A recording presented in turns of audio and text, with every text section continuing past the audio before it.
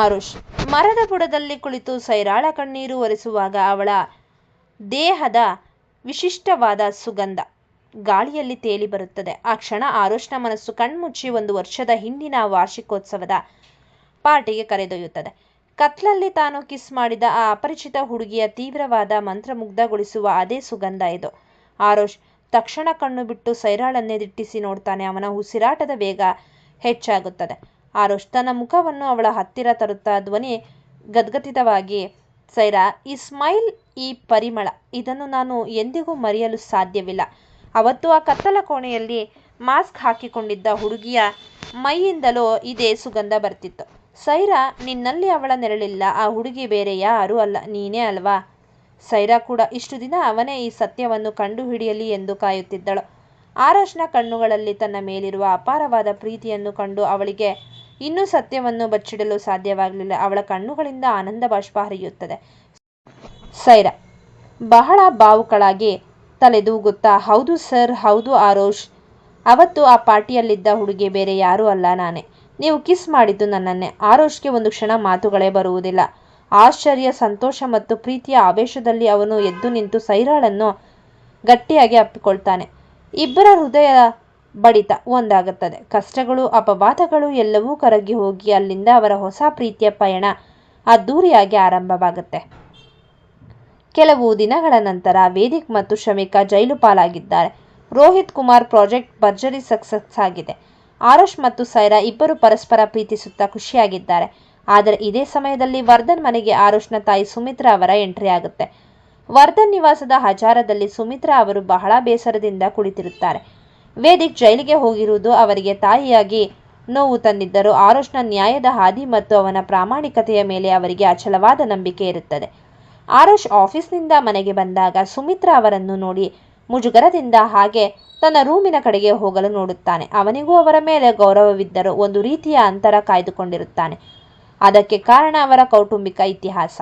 ಜ್ಯೇಷ್ಠವರ್ಧನ್ ಅವರ ಮೊದಲನೇ ಹೆಂಡತಿ ಆರುಷ್ನ ಸ್ವಂತ ತಾಯಿ.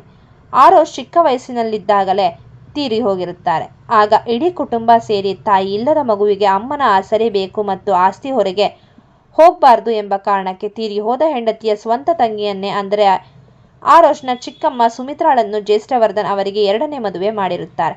ಆದರೆ ಸುಮಿತ್ರಾ ಅವರಿಗೆ ಸ್ವಂತ ಮಕ್ಕಳೇ ಇರುವುದಿಲ್ಲ. ಅವರು ತನ್ನ ಇಡೀ ಜೀವನವನ್ನು, ಒಡಲ ಪ್ರೀತಿಯನ್ನು ಕೇವಲ ವೇದಿಕ್ ಆರುಷ್ಗಾಗಿ ಧಾರೆ ಎರೆದಿರುತ್ತಾರೆ. ತನಗೆ ಮಕ್ಕಳಾಗದಿದ್ದರೂ ತನ್ನನ್ನೇ ಸ್ವಂತ ಮಗನಿಗಿಂತ ಹೆಚ್ಚಾಗಿ ಸಾಕಿದ ಚಿಕ್ಕಮ್ಮನನ್ನು ಪೂರ್ಣವಾಗಿ ಅಮ್ಮ ಎಂದು ಕರೆಯಲು ಆರುಷ್ಗೆ ಎಲ್ಲೋ ಒಂದು ಕಡೆ ಸಂಕೋಚ ಮತ್ತು ಕಹಿ ನೆನಪುಗಳ ತಡೆಯುತ್ತಿರುತ್ತವೆ. ಸುಮಿತ್ರಾ ಎದ್ದು ಬಂದು ಆರುಷ್ನ ಹೆಗಲ ಮೇಲೆ ಕೈ ಇಡ್ತಾರೆ. ಅವರ ಕಣ್ಣುಗಳಲ್ಲಿ ಕಣ್ಣೀರು ತುಂಬಿರುತ್ತದೆ.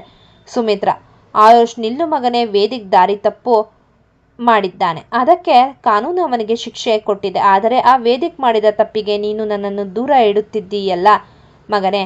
ಈ ಸುಮಿತ್ರಾಗೆ ಸ್ವಂತ ಮಕ್ಕಳಿಲ್ಲದೆ ಇರಬಹುದು, ಆದರೆ ನಿನ್ನನ್ನು ಈ ಕೈಯಲ್ಲಿ ಎತ್ತಿಕೊಂಡು ದಿನದಿಂದ ಇಂದಿನವರೆಗೂ ನನ್ನ ಉಸಿರೇ ನೀನು ಅಂತ ಬದುಕಿದ್ದೀನಿ.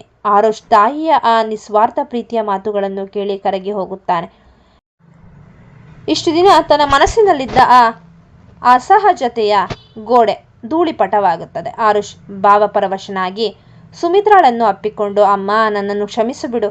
ನಾನು ನಿನ್ನ ಪ್ರೀತಿಯನ್ನು ಅರ್ಥ ಮಾಡಿಕೊಳ್ಳುವಲ್ಲಿ ತಡ ಮಾಡಿದೆ. ಆಫೀಸ್ನ ಎಲ್ಲ ಗೊಂದಲಗಳಲ್ಲೂ ಆರುಷ್ ಮತ್ತು ಸೈರಾಳಿಗೆ ನೆರಳಾಗಿ ನಿಂತಿದ್ದ ಶಯನಾಳಿಗೆ ಈಗ ವೈಯಕ್ತಿಕ ಜೀವನದಲ್ಲಿ ಹೊಸ ವಸಂತ ಶುರುವಾಗಿದೆ. ಲಹರಿಯ ಸ್ವಂತ ಅಣ್ಣ ಆರ್ಯನ್ ಶಯನಾಳನ್ನು ಮೊದಲಿನಿಂದಲೂ ಮನಸ್ಸಲ್ಲೇ ಪ್ರೀತಿ ಮಾಡುತ್ತಿದ್ದವನು. ಈಗ ಅವಳ ಪ್ರಾಮಾಣಿಕತೆ ನೋಡಿ ಅವಳನ್ನು ಮನಸಾರೆ ಇಷ್ಟಪಟ್ಟಿರುತ್ತಾನೆ. ಆರ್ಯನ್ ಕೇವಲ ಶಯನಾಳಿಗೆ ಪ್ರಪೋಸ್ ಮಾಡುವುದು ಮಾತ್ರವಲ್ಲ, ಅದಕ್ಕೆ ಹಿರಿಯರ ಆಶೀರ್ವಾದವೂ ಇರಲಿ ಎಂದು ನಿರ್ಧರಿಸಿದ. ಅವಳನ್ನು ಲೋಕೇಶ್ ಮತ್ತು ಲಕ್ಷ್ಮಿಯವರ ಮನೆಗೆ ಕರೆದುಕೊಂಡು ಬರುತ್ತಾನೆ. ಶಯನಾಳ ಪೋಷಕರ ಎದುರಲ್ಲೇ ಆರ್ಯನ್ ತನ್ನ ಮನದ ಮಾತನ್ನು ಬಿಚ್ಚಿಡುತ್ತಾನೆ. ಆರ್ಯನ್ ಶಯನಾಳ ಕಣ್ಣುಗಳನ್ನೇ ನೋಡುತ್ತಾ, ಶಯನಾ, ಇಷ್ಟು ದಿನ ನೀನು ಬೇರೆಯವರ ಸಮಸ್ಯೆಗಳನ್ನು ಬಗೆಹರಿಸುವುದರಲ್ಲೇ ನಿನ್ನ ಸಮಯ ಕಳೆದಿದ್ದೀಯ. ಇನ್ನು ಮುಂದೆ ನಿನ್ನ ಜೀವನದ ಪ್ರತಿಯೊಂದು ಜವಾಬ್ದಾರಿಯನ್ನು ನಾನು ಸಂತೋಷದಿಂದ ಹೊರಲು ಸಿದ್ಧನಿದ್ದೇನೆ. ನನ್ನನ್ನು ಮದುವೆ ಆಗ್ತೀಯ. ಶಯನಾಳಿಗೆ ಇದು ಸಂಪೂರ್ಣವಾಗಿ ಅನಿರೀಕ್ಷಿತವಾಗಿತ್ತು. ಲೋಕೇಶ್ ಮತ್ತು ಲಕ್ಷ್ಮಿ ಅವರ ಮುಂದೆ ಆರ್ಯನ್ ಇಷ್ಟು ನೇರವಾಗಿ ಮದುವೆಯ ಪ್ರಸ್ತಾಪ ಇಟ್ಟಾಗ ಅವಳ ಮುಖದಲ್ಲಿ ನಾಚಿಕೆ ಮತ್ತು ಸಂತಸ ಎದ್ದು ಕಾಣುತ್ತದೆ. ಆರ್ಯನ ನಿಷ್ಕಲ್ಮಶ ಪ್ರೀತಿಯನ್ನು ಕಂಡು ಅವಳು ತುಂಬಿದ್ದ ಮನಸ್ಸಿನಿಂದ ಖುಷಿಯಿಂದಲೇ ತಲೆದೂಗಿ ಅವನ ಪ್ರಪೋಸಲ್ಗೆ ಒಪ್ಪಿಗೆ ನೀಡುತ್ತಾಳೆ. ಈ ಸುಂದರ ದೃಶ್ಯವನ್ನು ಕಣ್ಣಾರೆ ಕಂಡ ಲೋಕೇಶ್ ಮತ್ತು ಲಕ್ಷ್ಮಿ ಅವರ ಮುಖದಲ್ಲಿ ಅತೀವ ಆನಂದ ಮೂಡುತ್ತದೆ. ಸೈರಾಳ ಕಷ್ಟದ ದಿನಗಳಲ್ಲಿ ಬೆನ್ನಿಗೆ ನಿಂತಿದ್ದ ಶಯನಾಳಿಗೆ ಇಂತಹ ಒಳ್ಳೆಯ ಬಾಳ ಜೊತೆಗಾರ ಸಿಕ್ಕಿದ್ದನ್ನು ನೋಡಿ ಲಕ್ಷ್ಮಿ ಅವರ ಕಣ್ಣುಗಳು ಆನಂದ ಬಾಷ್ಪದಿಂದ ತುಂಬಿ ಬರುತ್ತವೆ. ಲೋಕೇಶ್ ಆರ್ಯನ್ನ ಹೆಗಲ ಮೇಲೆ ಕೈ ಇಡುತ್ತಾ, ಆರ್ಯನ್, ಶಯನ ಬರೀ ಕಷ್ಟಪಟ್ಟು ಕೆಲಸ ಮಾಡುವ ಹುಡುಗಿಯಷ್ಟೇ ಅಲ್ಲ, ಮಹಾಲಕ್ಷ್ಮಿಯಂತಹ ಗುಣ ಇರುವವಳು. ಅವಳ ಕೈ ಹಿಡಿಯಲು ನೀನು ಮುಂದೆ ಬಂದಿರುವುದು ನಮಗೆ ತುಂಬಾ ಸಂತೋಷ ತಂದಿದೆ. ನಿಮ್ಮಿಬ್ಬರ ಜೋಡಿ 100 ಕಾಲ ಸುಖವಾಗಿರ್ಲಿ. ಲಕ್ಷ್ಮಿ ಶಯನಾಳಿಗೆ ಸಿಹಿ ತಿನ್ನಿಸುತ್ತಾ, ನಮ್ಮ ಮಗಳು ಸೈರಾಳಿಗೆ ಇವಳು ಅಕ್ಕನ ಸ್ಥಾನದಲ್ಲಿದ್ದು ಕಾಯ್ದಿದ್ದಾಳೆ. ಇವಳ ಜೀವನದ ಇವತ್ತು ಹಸನಾಗುತ್ತಿರುವುದನ್ನು ನೋಡಿ ಹೆತ್ತ ಕರುಳು ಧನ್ಯವಾಯಿತು. ನಮ್ಮ ಪೂರ್ಣ ಆಶೀರ್ವಾದ ನಿಮ್ಮ ಮೇಲಿದೆ ಮಗಳೇ. ಲೋಕೇಶ್ ಮತ್ತು ಲಕ್ಷ್ಮಿ ಅವರ ಪ್ರೀತಿಯ ಆಶೀರ್ವಾದದೊಂದಿಗೆ ಶಯನ ಮತ್ತು ಆರ್ಯನ್ ಅವರ ಹೊಸ ಜೀವನದ ಪಯಣಕ್ಕೆ ಅತ್ಯಂತ ಅದ್ದೂರಿ ಹಾಗೂ ಪವಿತ್ರವಾದ ಚಾಲನೆ ಸಿಗುತ್ತದೆ. ಇತ್ತ ವರ್ಧನ್ ನಿವಾಸದಲ್ಲಿ ಆರುಷ್ ಕೂಡ ತನ್ನ ಪ್ರೀತಿಯ ವಿಷಯವನ್ನು ಹೆತ್ತವರ ಮುಂದೆ ಮುಕ್ತವಾಗಿ ಹಂಚಿಕೊಳ್ಳಲು ನಿರ್ಧರಿಸ್ತಾನೆ. ತಾಯಿ ಸುಮಿತ್ರಾ ಅವರೊಂದಿಗೆ ಕರಗಿದ ಮೌನ ಅವನಿಗೆ ಮತ್ತಷ್ಟು ಧೈರ್ಯ ನೀಡಿರುತ್ತದೆ. ಅವನು ತನ್ನ ತಂದೆ ಜ್ಯೇಷ್ಠ ವರ್ಧನ್ ಮತ್ತು ತಾಯಿ ಸುಮಿತ್ರಾ ಅವರ ಮುಂದೆ ಬಂದು ನಿಲ್ಲುತ್ತಾನೆ. ಅವನ ಮುಖದಲ್ಲಿ ಈಗ ಯಾವುದೇ ಮುಜುಗರವಿರುವುದಿಲ್ಲ, ಬದಲಿಗೆ ತನ್ನ ಪ್ರೀತಿಯನ್ನು ಗೆಲ್ಲುವ ನಂಬಿಕೆ ಇರುತ್ತದೆ. ಆರುಷ್, ಅಪ್ಪ ಅಮ್ಮ, ನಿಮ್ಮಿಬ್ಬರ ಎದುರು ನಾನೊಂದು ಪ್ರಮುಖವಾದ ವಿಷಯ ಹೇಳಬೇಕಾಗಿದೆ. ನನ್ನ ಜೀವನದಲ್ಲಿ ನಾನು ಒಬ್ಬಳನ್ನು ತುಂಬಾ ಇಷ್ಟಪಟ್ಟಿದ್ದೇನೆ. ಅವಳು ಬೇರೆ ಯಾರೂ ಅಲ್ಲ, ನಮ್ಮ ಅಸಿಸ್ಟೆಂಟ್ ಸೈರಾ. ಆರುಷ್ ಆ ವಾರ್ಷಿಕೋತ್ಸವದ ಪಾರ್ಟಿಯಿಂದ ಹಿಡಿದು ಸೈರಾ ತನಗಾಗಿ ಮತ್ತು ಕಂಪನಿಗಾಗಿ ಮಾಡಿದ ಪ್ರತಿಯೊಂದು ತ್ಯಾಗವನ್ನು ಹೆತ್ತವರಿಗೆ ವಿವರವಾಗಿ ಹೇಳುತ್ತಾನೆ. ಆರುಷ್, ಅವಳು ಕೇವಲ ನನ್ನ ಆಫೀಸ್ ಕೆಲಸ ನಡೆಸಿಕೊಳ್ಳಿಲ್ಲ ಅಮ್ಮ, ನನ್ನ ಪ್ರಾಣವನ್ನು ಉಳಿಸಿದ್ದಾಳೆ. ಇಷ್ಟು ದಿನ ನಾನು ಹುಡುಕುತ್ತಿದ್ದ ಆ ಕನಸಿನ ಹುಡುಗಿ ಅವಳೇ. ನಿಮ್ಮ ಒಪ್ಪಿಗೆ ಇದ್ದರೆ ಮಾತ್ರ ನಾನು ಮುಂದಿನ ಹೆಜ್ಜೆ ಇಡುತ್ತಾನೆ. ಆರುಷ್ನ ಮಾತುಗಳನ್ನು ಕೇಳಿ ಜ್ಯೇಷ್ಠ ವರ್ಧನ್ ಮತ್ತು ಸುಮಿತ್ರಾ ಅವರ ಮುಖದಲ್ಲಿ ದೊಡ್ಡದೊಂದು ನಗು ಮೂಡುತ್ತದೆ.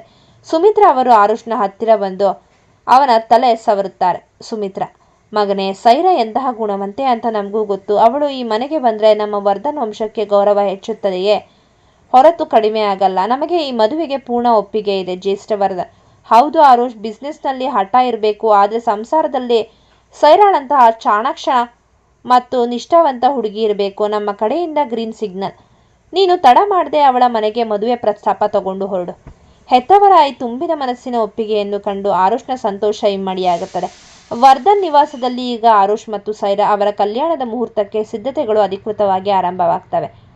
ಆರುಷ್ ತನ್ನ ಹೆತ್ತವರೊಂದಿಗೆ ಸೈರಾಳ ಮನೆಗೆ ಮದುವೆಯ ಪ್ರಸ್ತಾಪ ತಂದಾಗ ಲೋಕೇಶ್ ಮತ್ತು ಲಕ್ಷ್ಮಿ ದಂಪತಿಗಳ ಸಂತೋಷಕ್ಕೆ ಪಾರವೇ ಇರಲಿಲ್ಲ. ತಮಗೆ ದ್ರೋಹ ಬಗೆದ ವೇದಿಕ್ನಿಗೆ ಶಿಕ್ಷೆಯಾಗಿ ತಮ್ಮ ಮಗಳ ನಿರಪರಾಧಿತ್ವ ಸಾಬೀತಾದದಷ್ಟೇ ಅಲ್ಲದೆ ಅವಳ ಗುಣವನ್ನು ಮೆಚ್ಚಿ ಕೋಟ್ಯಾಧಿಪತಿ ಆರುಷ್ ಕೈ ಹಿಡಿಯಲು ಬಂದಿರುವುದನ್ನು ಕಂಡು ಇಬ್ಬರು ಕಣ್ಣೀರು ಹಾಕುತ್ತಾ ಖುಷಿಯಿಂದ ಒಪ್ಪಿಗೆ ನೀಡ್ತಾರೆ. ದಿನ ನಿಶ್ಚಯವಾಗುತ್ತದೆ. ಮದುವೆಯ ಆ ಮಹಾ ಶುಭ ಮುಹೂರ್ತ ಒದಗಿ ಬರುತ್ತದೆ. ದೊಡ್ಡದೊಂದು ಭವ್ಯ ಮಂಟಪದಲ್ಲಿ ಸಕಲ ವೈಭವಗಳೊಂದಿಗೆ ಅದ್ದೂರಿ ಮದುವೆ ನೆರವೇರುತ್ತಿರುತ್ತದೆ. ಒಂದೇ ಮುಹೂರ್ತದಲ್ಲಿ ಒಂದೇ ಮಂಟಪದಲ್ಲಿ 2 ಜೋಡಿಗಳು ಅಸಮಣೆ ಏರುತ್ತಾರೆ.